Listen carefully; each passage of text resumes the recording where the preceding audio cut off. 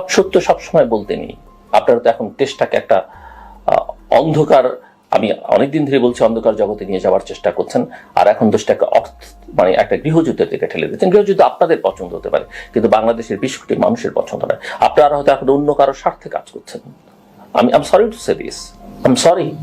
আপনি সেনাপ্রধানের সততা নিয়ে প্রশ্ন তুলতে পারেন না, আপনি সেনাপ্রধানের আন্তরিকতা নিয়ে প্রশ্ন তুলতে পারেন না, সেনাবাহিনীকে নিয়ে প্রশ্ন আপনি তুলতে পারেন না। জনগণের মুখোমুখি দাঁড় করাবার কোনো কারণ নেই। সেনাপ্রধান একবারের জন্য বলেননি যে তারা ক্ষমতা নিতে চায়, সেনাবাহিনীর কথা বলেনি, তাহলে কেন আমরা বলছি? যেখানে বিএনপির মতো দল বলছে যে তারা কোনো রাজনৈতিক দল নিষিদ্ধ চায় না। আপনি যদি জনগণের ক্ষমতায়ন চান, আপনি যদি ভোটের অধিকার চান, জনগণকে সিদ্ধান্ত নিতে দেন না বিএনপি জামাত আওয়ামী লীগকে থাকবে না থাকবে না। দুর্ভাগ্যজনক আজকে প্রফেসর মোহাম্মদ ইউনূসকে আপনারা বিতর্কের মধ্যে ঠেলে দিচ্ছেন। প্রফেসর মোহাম্মদ ইউনূসের সঙ্গে সেনাপ্রধানের দ্বন্দ্ব তৈরি করবার চেষ্টা করছেন। কেন করছেন? আমি এত অতি কথন ভালো নয়। একটা কথা মনে রাখবেন, আপনারা যা করেছেন প্রতি 3 ক্ষণের হিসাব কিন্তু সবার কাছে আছে, গণমাধ্যমের কাছে আছে, এমনকি বিভিন্ন গোয়েন্দা সংস্থার কাছে আছে। এত সহজ নয়, এত অতি কথন, এত অধিবাস্তব রাজনৈতিক পরিস্থিতি তৈরি করা মোটেই ভালো নয়। আমি মনে করি আপনারা অতিরিক্ত করে ফেলেছেন, সীমা লঙ্ঘন করে ফেলেছেন এবং দেশটাকে একটা বিপর্যয়ের মধ্যে নিয়ে যাচ্ছেন। জিল্লুর রহমানের এই বক্তব্য কয়েকটা পার্ট আমি যদি ব্যাখ্যা করি। প্রথমত, সে বলছে এত বেশি কথা বলা যাবে না, এত বেশি কথা বলা ঠিক হবে না। So he is the proponent of digital security act. অর্থাৎ জিল্লুর রহমান দেশের জনগণকে ডেজিগনেট করে দিচ্ছে এটা দিয়ে কথা বলা যাবে আর এটা দিয়ে কথা বলা যাবে না। তাহলে জিল্লুর রহমান কি জনগণের পক্ষে, না হাসিনার পক্ষে, না ওয়াকারের পক্ষে? দর্শকবৃন্দ অত্যন্ত কেয়ারফুলি আমার কথাগুলো শুনবেন। জিল্লুর রহমান বলছে আপনারা বেশি কথা বলছেন, অর্থাৎ অনলাইনে আমরা যারা কথা বলি, এবং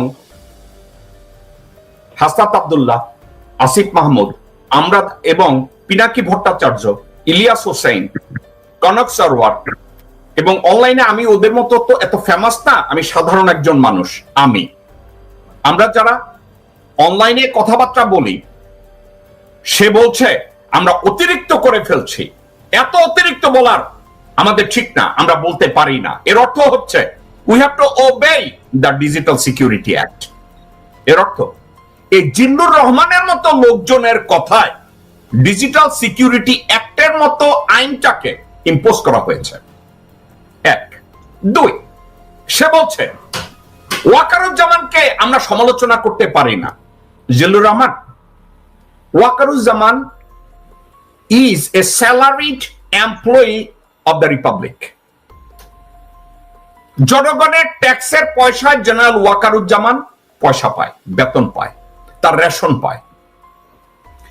তো দেশের জনগণের ট্যাক্সের পয়সায় যেই লোক বেতন পায়, যে রিপাবলিকের একটা কর্মচারী, তাকে জনগণ সমালোচনা করতে পারবে না, তো কে সমালোচনা করবে? Zillur Rahman.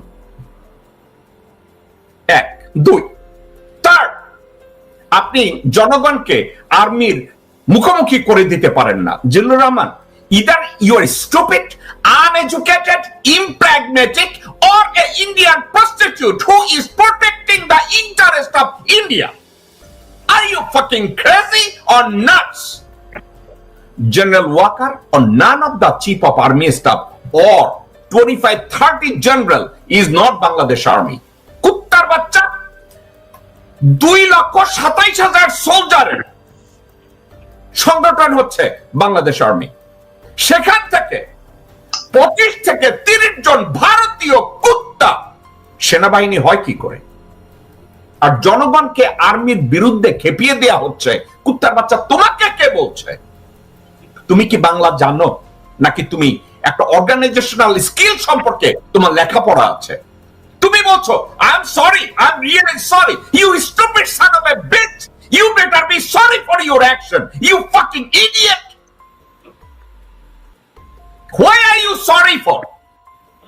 None of the Bangladeshi citizen asked you to become sorry. Why you are fucking sorry? Because you are singing the song of Indian music. Are you sorry? Because you are singing the song of General fucking Walker.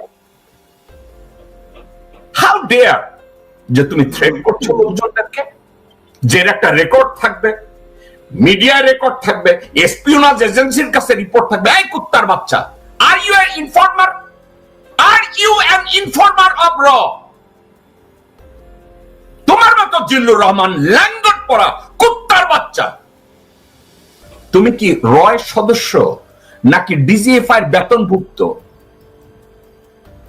তুমি যদি বলো এত বেশি কথা ভালো না, তুমি জনগণের ভয়েসকে নিয়ন্ত্রণ করতে চাচ্ছ, তুমি তো একটা হিজড়ার মতো গালে একটা বসে থাকো শুয়োর।